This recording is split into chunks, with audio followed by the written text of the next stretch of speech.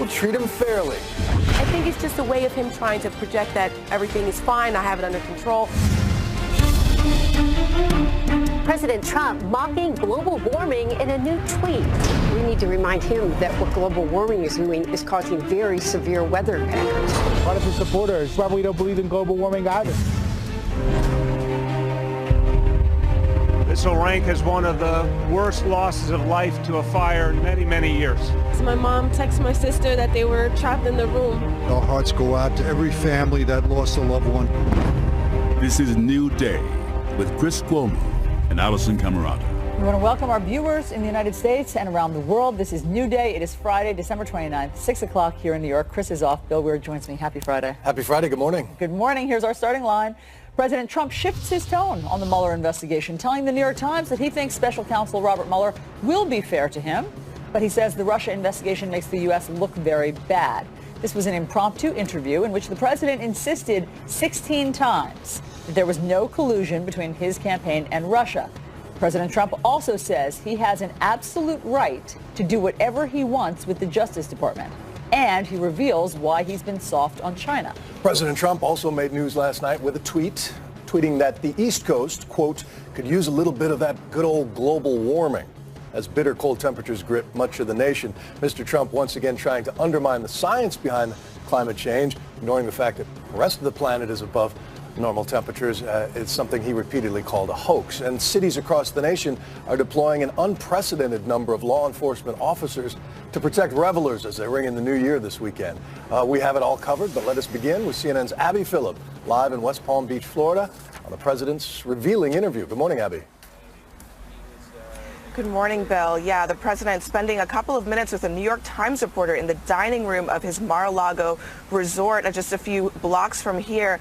The president talking at length about this Russia investigation and making some surprising comments about the idea that he believes that Robert Mueller is conducting an investigation that he has at least some confidence in. Let me read you a little bit of what he had to say to that reporter. He said, "There was no collusion with respect to my campaign. I think I'll be treated fairly. Timing-wise, I can't tell you, I just don't know, but I think we'll be treated fairly." Now, that seems to contradict a lot of what we've been hearing from other Republicans who have waged something of a campaign over the last several weeks to undermine the Mueller probe, suggesting that that probe is at its core unfair to the president because of perhaps the people who are investigating the president are supporters of Hillary Clinton. The president also talking a little bit about the impact that he thinks the probe is having on the reaction to the United States abroad. He said, "The only thing that bothers me about timing, I think it's a very bad thing for the country because it makes the country look bad.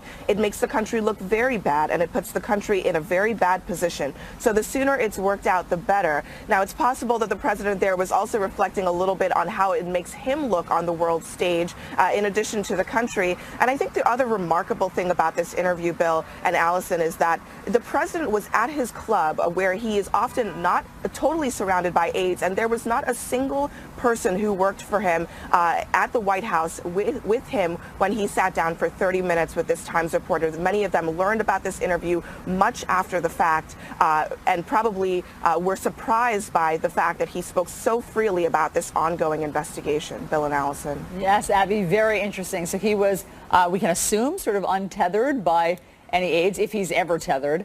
But anyway, it is quite illuminating, so let's get to it. Thanks so much. Let's discuss with CNN political analyst David Drucker and former federal prosecutor Renato Mariotti. David Drucker, isn't it interesting to hear the different tone than certainly some of his surrogates, where he says that he thinks that Robert Mueller will be quite fair to him? Yeah, and I actually think the president struck the right tone there. If you're going to try and cast doubt on an investigation, and that's a pretty normal political thing to do when a political figure's under investigation, they think they're innocent, or they at least don't want to be found guilty of anything or indicted, the best thing to do is to have your supporters and your allies cast doubt, and then you play the role of the statesman and saying, of course, you have full confidence in the justice system and in the people conducting the investigation. So from a political standpoint, it was unusual because Trump doesn't always abide by those conventional rules, and then we end up caught in these discussions about whether or not he has any concern or understanding for how the rule of law works in the United States and how it impacts the presidency. Here he seemed to be taking that conventional approach, and I think if he could stick to that, I think it would do him well as long as he claims, at the end of the day, there will be no indictments and there will be no aspersions cast upon him from this Russia investigation. Yeah, Renato, he made an interesting point about his control of the Department of Justice. He was asked if maybe they would open up an investigation into the Clintons, as has been threatened in the past, and he said, I have absolute right to do what I want with the Justice Department, but for purposes of hopefully thinking I'm going to be treated fairly, I've stayed uninvolved with that particular matter. He talked again about how it's his disappointment in Jeff Sessions' recusal. It's too bad that Jeff recused himself. I like him. It's too bad he recused himself. I don't want to get into loyalty, but I will say this. Eric Holder protected President Obama, totally protected him. When you look at the IRS scandal, when you look at the guns for whatever, I'm assuming that was the Fast and Furious he was referring to. These were real problems, and Holder protected the president, and I have great respect for that. I'll be honest, I have respect for that. What strikes you about his take of the relationship between the executive and the Justice Department in those words? Wow. Well, in that second passage, essentially the president is saying that he thinks the Attorney General should shield the president from investigations that are problematic, that essentially whenever the president does something that might violate the law, the Attorney General should step in and, have his back and stop those investigations, which of course is not at all the way that the Justice Department is supposed to interact with the President of the United States. But, in that first passage you mentioned, I mean, that's a little concerning, right? Because the president's saying, I have absolute authority to do whatever I want with the Justice Department, to end investigations into me, to initiate investigations into an opponent, for example. And does he? But is that right? Does the president have authority to do that? Well, he doesn't if he's doing so in an unlawful way. I mean, for example, you can imagine a president ending investigations into himself or into his friends, essentially in order to benefit himself in a corrupt way. That's not permissible. That's against the law. Or you could imagine a president taking bribes to end an investigation. Of course, that's against the law. So there are certainly limits on what a president can do. And, he kind of parrots an argument there that we've heard at times from his team, and so I do agree that he was on point in terms of making the arguments that perhaps he wanted to make, but it's a very dangerous argument for a president to make. David, also interesting, 16 times the president said there was no collusion between my campaign and Russia. So obviously you can tell that he's thinking about it and concerned about it since he felt the need to sort of repeat it many times. However, it's interesting because if he didn't know about the meeting with Don Jr. and a Russian lawyer, if he didn't know about Michael Flynn's meetings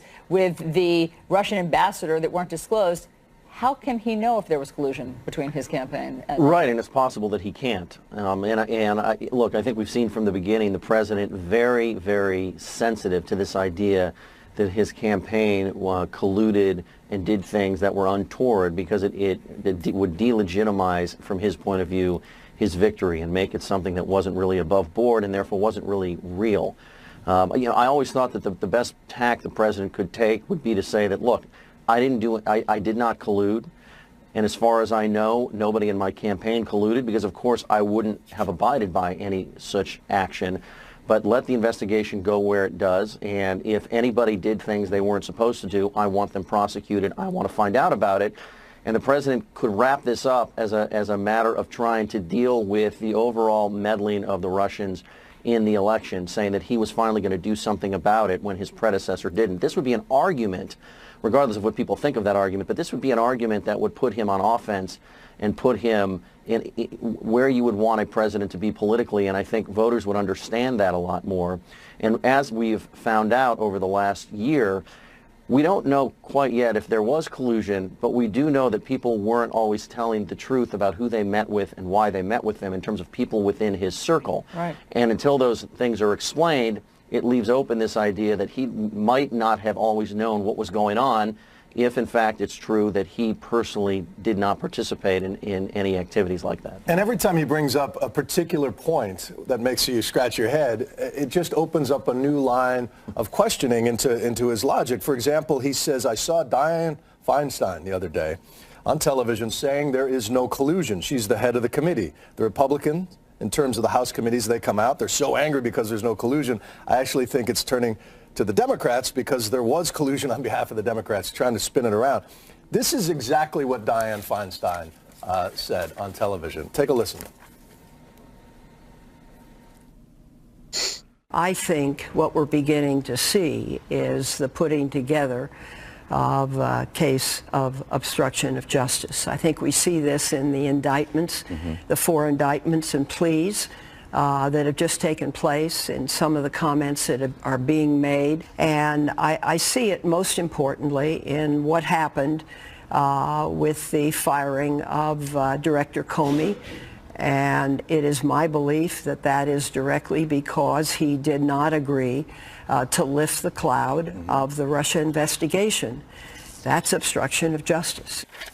He can say no collusion 16 times, 26 times, but the fact remains, Renato, he fired James Comey and admitted to Lester Holt he did it because of the Russia investigation. If anybody remembers the lesson of Watergate, it's the cover-up, not the crime, that'll eventually sink you, right? That's right, and I will say probably the oddest thing about the interview, there was a number of odd things, but one of those is this passage that you're pointing to where over and over and over again, the president keeps saying that Democrats are claiming that he didn't collude. You can say whatever you want about Democrats, but giving President Trump the benefit of the doubt is not one of the things that they've been doing a lot of. I think Democrats have been really going after the president on this issue. So I can't think of a Democratic elected official who is out there saying that the president didn't collude. So that's a bizarre statement, I guess, in his mind. If Democrats are out there saying, hey, there's an obstruction of justice issue or something like that, that means in his mind that there's no collusion, which I don't know if that's exactly what Senator Feinstein was saying. Didn't sound like it. David Drucker, Renato Mariotti, thank you both very much for all that insight. It doesn't look like we're going to get an end-of-the-year press conference from President Trump, so this, I guess, is the closest we have, and there's a lot more to get to dig through this revealing interview with the New York Times. The president insisting he knows more about the big bills in Congress than any other president ever. Do the facts support this? We'll be right back.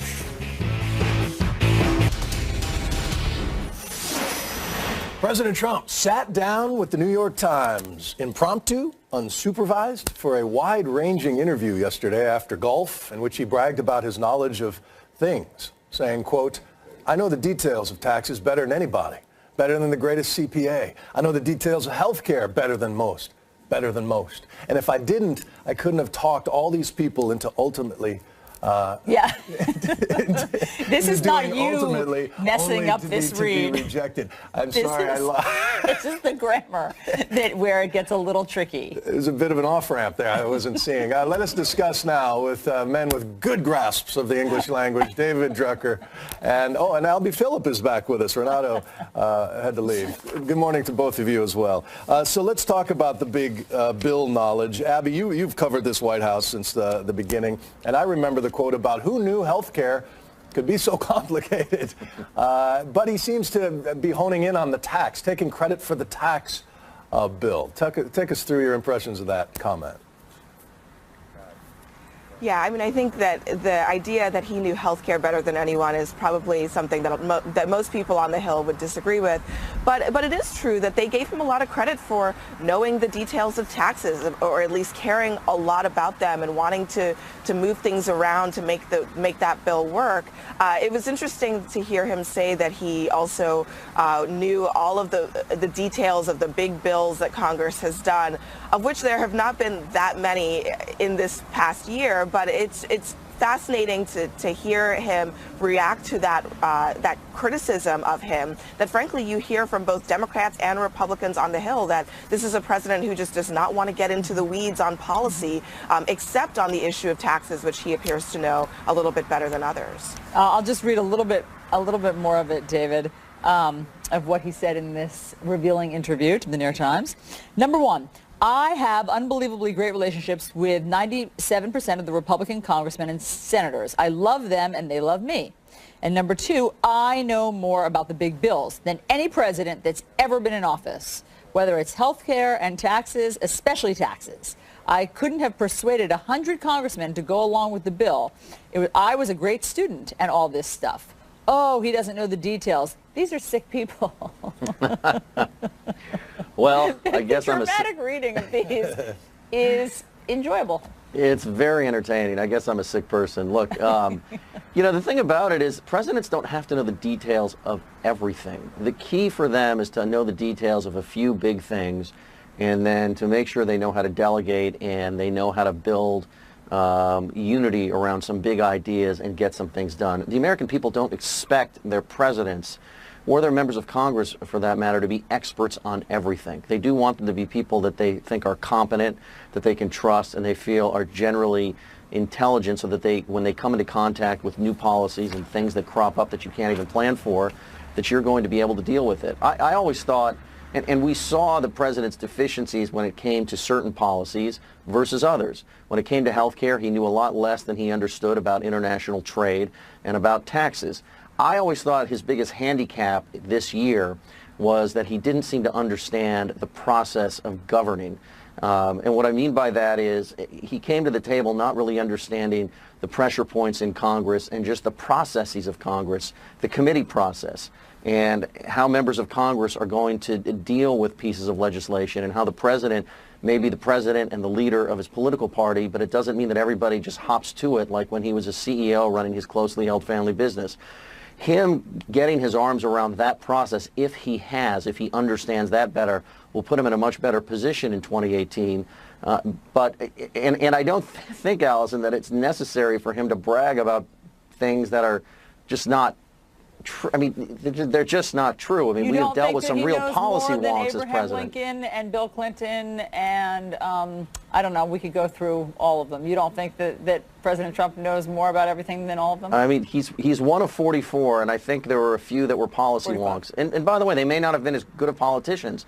They didn't necessarily get things done. Mm-hmm. So it's just odd to me that he feels the need to put himself, to describe himself this way when that's not how the American people are going to judge him. And he does, as you say, he has the perception of a man who ran a privately owned business, not even answering to shareholders. And especially when it's talking about Democrats, Abby, he said, had they come to me, the Dems, for a bipartisan tax bill, I would have gone to Mitch, I would have gone to the other Republicans, we could have worked something out bipartisan. And that could have been either a change to SALT or a knockout of SALT, that is the state and local tax deduction on the federal. What was the reality of the interplay between Democrats and the president during that tax process? Yeah, I mean, I think the Republicans made it pretty clear from the beginning that they wanted this process to be largely one that reflected the values of the Republican Party, and it was going to be very difficult to get Democrats on board with that. Underlying all of this is the reality that not a single Democrat has voted with this president in this first year of his term, which I think in January everyone would have thought was unheard of. There are several Democratic senators like Joe Manchin and Claire McCaskill, who are in states that Donald Trump won, who this White House believed would need to be with this president on a lot of policy, and they haven't been. And largely the reason for that is because the president is viewed as politically toxic among Democrats and among moderates, and many Democrats don't see any political consequences to not being with him on policy. So perhaps that's true, although I'm not positive that Mitch McConnell and Paul Ryan would have gone along with that. I think in the theory of bipartisanship is often more important to this president than the reality of it, which would require them sacrificing a lot of things and even sacrificing some Republican votes in order to get a few Democrats on board. So the president, I think, just tweeted about global warming or how cold it is. Maybe we can put that up. That was, last night. Last night. And okay. In the East, it could be the coldest New Year's on record. Perhaps we could use a little bit of that good old global warming that our country, but not other countries, was going to pay trillions of dollars to protect against. Bundle up. So obviously, David, the president has said it's a hoax. Anytime it's cold out, that means global warming isn't happening. And just for reference, let's put up a map of the entire planet, and you can see the bright red spots are where it's above normal temperatures, and the Arctic is the most alarming part of that. The blue splotch that we're living through right now is just a little tiny part of a big heated planet. It's sort of like not understanding that when the sun goes down in your neighborhood, it's not dark everywhere. It's not. No. Oh. No. Well, I don't know, David. Case closed on global warming. Well, look, I think sometimes the president's just trolling us and having a good time. I mean, there are disagreements on both sides. There are disagreements among Republicans and Democrats about climate science and about the impact of man-made climate change and what should be done about it. These are times when I think the president, who has probably been briefed enough because he had to make a decision about whether or not to keep the U.S. in the Paris Accords or not, just decides to have a little fun with everybody. And look, it'll resonate with his political base, who in particular is more skeptical about man-made climate change and the impacts it may or may not be having than are people in the middle and people on the left. And so some of these things with the president, I take with a grain of salt in that I just think he's probably putting the tweet out there and then having fun watching everybody react. Such a great point. David Drucker, thank you very much. Abby Phillip, thank you as well. Now we have to get to this story. It is so tragic what happened here last night. At least 12 people were killed in the worst fire in New York City in 25 years. What caused this?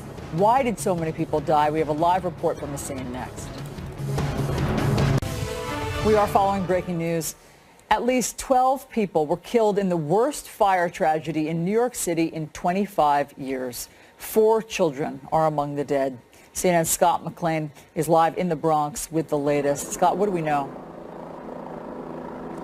Hey, Allison. Well, we are just learning this morning that 3 of those children that you mentioned who died in this fire were under the age of 10. This is an absolute tragedy. You can see that firefighters, they are still on scene. They've been here since just minutes after this fire broke out, shortly before 7 o'clock yesterday on the first floor. They got here quickly. 3 minutes or less, according to city officials, but those flames seem to spread even quicker. 150 plus firefighters ended up here on scene battling those flames, but obviously not everybody managed to make it out.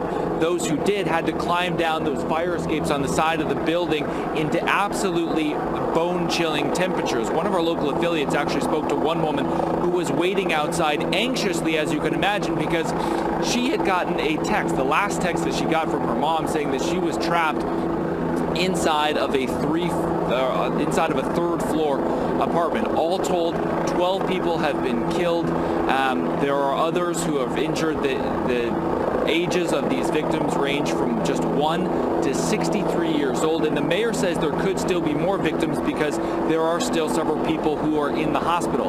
Now, we've checked public records. This building we know has 29 suites inside, but according to the records that we found, it's only had 4 complaints since 2004, and none of them appear to be fire-related. As for the cause, we've just spoken to a fire official on scene here. They said that they haven't gotten any new information for us, but they should have an update for us just after 8 o'clock this morning. Bill. All right, Scott, when it gets this cold, people get desperate to stay warm. Sometimes judgment is impaired on that. A reminder to be safe with space heaters, etc. Thank you. Also, another Arctic blast is on the way. A record-setting brutal cold will last into the new year, we're told by meteorologists, including our own Chad Myers with our forecast. Good morning, Chad. Happy Friday. Happy Friday, Bill. It's hard to tell when one Arctic blast ends and one Arctic blast arrive. And for the next 9 days, we are going to be well below normal. In some cases, 20 degrees below normal on the high and on the low. Wind chills right now are well below 0, even in New York City. It briefly warms to 25 on Saturday, but that's the warmest New York City is going to be. Morning lows down into the single digits. If you're partying outside, this will be as cold as 1962. So when you're out there freezing, just think about that song. Tonight we're going to party like it's 1962, because if it's 10 degrees, then we go all the way back in New York City to 1917, and I don't want to party like it's 1917. Atlanta, 20 degrees for a wind chill factor. That's still pretty cool there. And even down to Key West and Miami, somewhere in the upper 60s. Frigid weather continues. It's just this one batch right after another. It doesn't stop, and it's not going to stop until at least I see a break January 10th. Allison. That sounds horrible, wow. Chad. Thank you very much for the forecast. Okay, so the president says those of us in the media want him to be reelected in order to survive. All of this and more in a new revealing interview. That's next. Here's Day starting at 4. More now from that revealing New York Times interview. In one of the tidbits, President Trump says the media will help him win another term. He says, quote, another reason that we're going to win another 4 years is because newspapers, television, all forms of media will tank if I'm not there, because without me, their ratings are going down the tubes. Without me, the New York Times will indeed be not the failing New York Times, but the failed New York Times. So they basically have to let me win. And eventually, probably 6 months before the election, they'll be loving me because they're saying, please, please don't lose Donald Trump, okay? Joining us now, CNN White House correspondent Abby Phillip and Bill Carter, CNN media analyst. Great to see you guys. Okay, so Bill, he has a point. He does have a point that the ratings have gone up, and there has certainly been a lot more interest in journalism during the era of Donald Trump, fact-checking, going back to primary sources, getting the facts. That has gone up. He's right about that. I like that he thinks that the media controls who wins and that we can let him win. I think that's a lot of power that he's given us. That we won't do our jobs. We will sell out for money. Of course. Because that's what he would do. He's focused on ratings. So everybody must be. That's right. Exactly. And I do think that he's right in this sense. If and whenever he leaves office, the television ratings probably will go down because people do watch in a very unnerved way now because they don't know he's so unpredictable and things are so, controversial under him that people are compelled to watch more than they would be with almost anyone else in office, I think.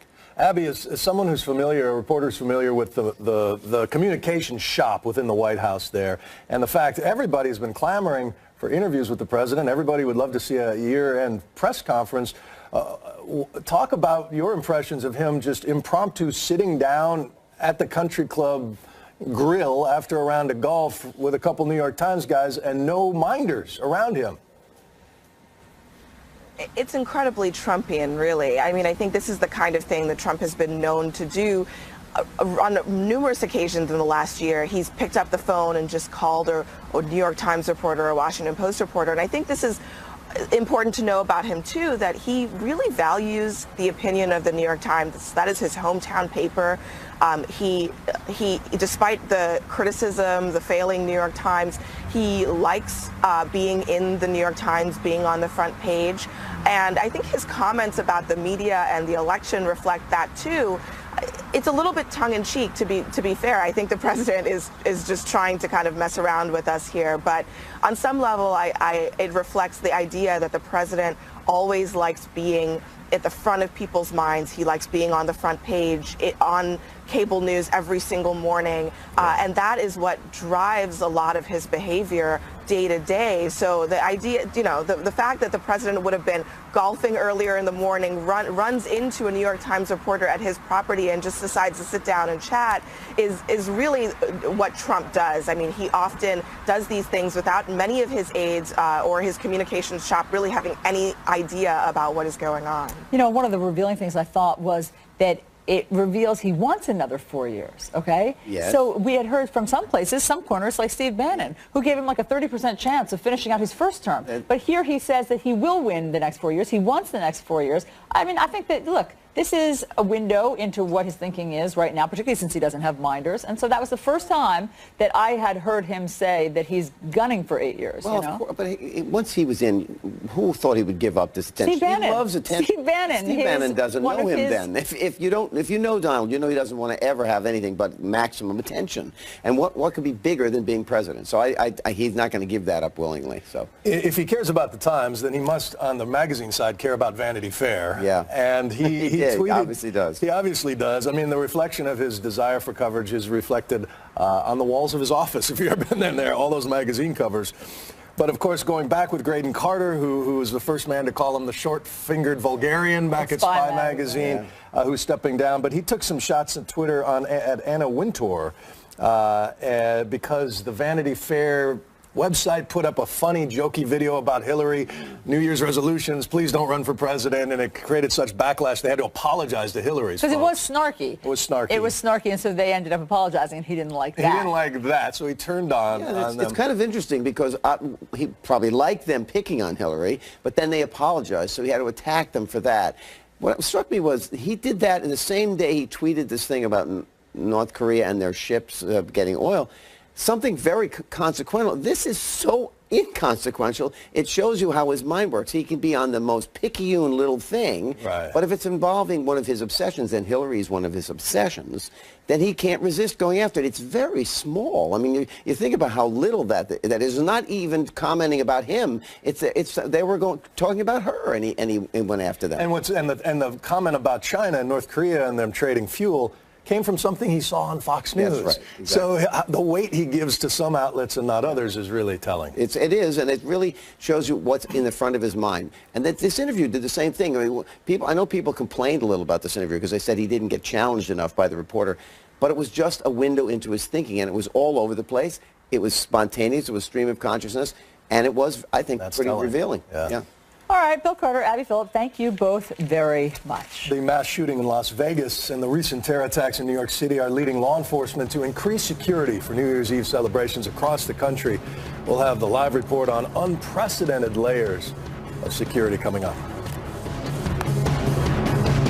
Penetrates deep to treat. It soothes, moisturizes, and creates an SPF 30 barrier to protect against flare-ups caused by the sun. Personnel. Two of the NBA's best teams going head-to-head last night. The Celtics staging an epic comeback to beat the Rockets. Andy Scholes has more in the Bleacher Report. Hi, Andy. Hey, good morning, Allison. You know, LeBron James wasn't very happy with the officials after that big Christmas Day showdown with the Warriors. Well, now it's James Harden of the Rockets that's not happy with some really questionable calls at the end of last night's game. The Rockets completely agree with Harden there, not just because I'm from Houston and a big Rockets fan, but my question, Bill, is what if one of the other officials got hurt in, say, the first 3 minutes of the game? What were they going to do, play with one official, the rest? I don't know. Exactly, yes. I mean, I'm sure they could get a volunteer to come out. Someone out of the stands. Yeah, give me the whistle. Good luck finding someone impartial there. Yeah, exactly. Andy, thanks so much. All right. Happy weekend to you. Revelers on New Year's Eve, of course, will ring in 2018 under unprecedented levels of security. How law enforcement plans to keep the celebrations safe when we come back. Bleacher Reports is brought to you by... Cities around the country are increasing security to unprecedented levels for New Year's Eve after this year's deadly attacks in New York City and Las Vegas. Law enforcement are going to use new tactics, they say, to keep revelers safe. And CNN's Athena Jones is live in Times Square with a preview for us. So what's happening there, Athena? Good morning, Allison. Well, securing the New Year's Eve festivities here in Times Square is always a massive security challenge. This year, we're going to see an increased police presence, in part because of those two recent terror attacks right here in New York. That truck incident on Halloween in Lower Manhattan that left 8 people dead, and then just earlier this month when a man detonated a bomb in the subway system just a few blocks from here. So this entire area where I'm standing is going to be closed off to traffic starting early in the day on Sunday. The 12 access points for spectators will be manned by teams of police. There'll be police with heavy weapons. They'll have equipment to detect radiological material. There'll be bomb-sniffing dogs. There'll also be sand-filled sanitation trucks and cement blocks to help block off the area. A few of more of the measures being taken: rooftop observation, counter-sniper teams. 125 parking garages in this area will be sealed off. There will be additional teams of officers in hotels, and there will be special suicide attack training for police officers to try to prevent any sort of suicide attack. The New York Times is reporting that for the first time, police will be attaching reflective markers to the outsides of buildings to help them figure out where a gunman may be located if that becomes necessary. When it comes to spectators, authorities are expecting some 2 million of them. They will be screened twice in order to get into the area to see the ball drop. And while authorities say there is no direct credible threat to the New Year's Eve celebration here or to New York in general, they want folks to remain vigilant and say, as always, if you see something, say something. Bill? Okay, Athena, thanks so much. Stay warm out there. Let's discuss now with CNN law enforcement analyst James Gagliano and CNN intelligence and security analyst Bob Blair. Good morning, gentlemen. Happy New Year to both of you. James, let me start with you because I know you have some experience when you were with the FBI on New Year's Eve celebrations. If you've never been, it is really a marvel of how they get 2 million people into this space, keep them safe, and then clean up just hours after they're gone. But we're talking this year, we're hearing the word unprecedented thrown around, like emptying out 125 parking garages. Talk about how this year might be different given what we've seen in recent attacks. Well, first of all, Bill, I spent about 20 of my 25-year career in New York City working very closely with the New York City Police Department. And the NYPD is the most professional, most experienced, and best equipped to deal with what we call an NSSE, which is a National Special Security Event, which the New Year's Eve Times Square event falls under. Now, just think about what the NYPD has accomplished. In 1991, my first year as an FBI agent, there were 2,245 homicides in New York City. This year, we're on tap for below 300, which is almost a 90% drop. Incredible. They've got great expertise, too, in handling big events. Stunning, actually. They've got great expertise in this realm, but what we have to take into factors here to consider are even the weather has a vote in something like this. Now, you mentioned that there were between 1 and 2 million people expected to show up, the revelers. The temperatures are supposed to be around 10 degrees, which should severely limit the amount of people that come in. But still, there's going to be a lot of people down there in a small area. I think there's going to be 12 checkpoints. To Athena's point about the hotels along 7th Avenue, in response to the Las Vegas shooting, they're going to put police squadrons in every one of those hotels. In the event that something happens there, they can respond quickly. They've got bomb vapor smelling dogs that work similar to what a license plate reader does. So if somebody's been dealing with bomb making explosive materials, they walk past one of these dogs and the dogs can detect the particulate. So I think that New Year's Eve, Times Square, New York City is probably going to be the safest place to be in the entire world. Interesting. Bob, let's talk about Vegas a little bit. It's so interesting, curious that we still don't have a motive for the shooter, Stephen Paddock there. What does that tell you about this particular attack and how it might inform protecting folks now? Well, Bill, exactly. These things are not really preventable. You cannot get in the minds of people who own guns, whether they are terrorists or simply the insane.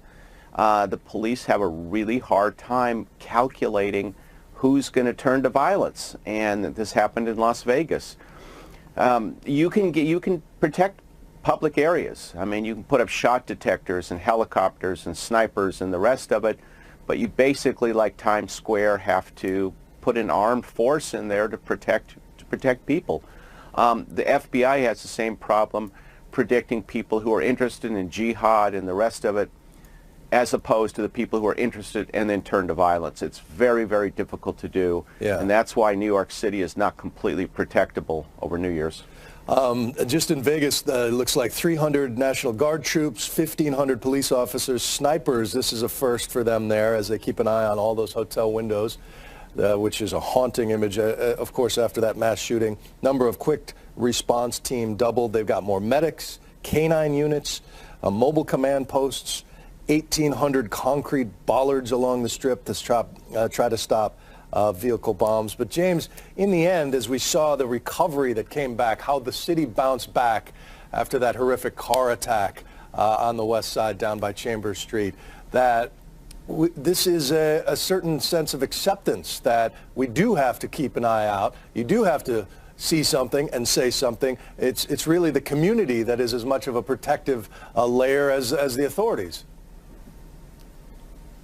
Absolutely, Bill. And as we move along that continuum between total security and civil liberties, we always try to find that sweet spot. You know, we want to live in a safe country, but we also want to respect civil liberties. Now, I know after the vehicular attack in Lower Manhattan, New York City made some pretty quick changes. They put up concrete bollards that are removable for emergency vehicles along the route where the bike path was, and that's the response. The counter sniper teams that they're deploying in Vegas, obviously the lessons learned there that a committed shooter took a position of the high ground, and how do we ameliorate that? And then lastly, if you're down in Times Square, if you're anywhere else in a big city, understand that when you look to the left and the right of you and you see what you think are fellow revelers, that could be an undercover cop on your left. It could be a member of the FBI's JTTF on your right. They're going to be in plain clothes. They're going to be circulating among the crowds. They're going to be doing everything they can to keep us safe this year. Well, we all wish a happy, safe New Year's for everybody who plans to either stay in or go out. James, Bob, Happy New Year to you guys. Thanks. Thanks. And coming up on New Day, we will talk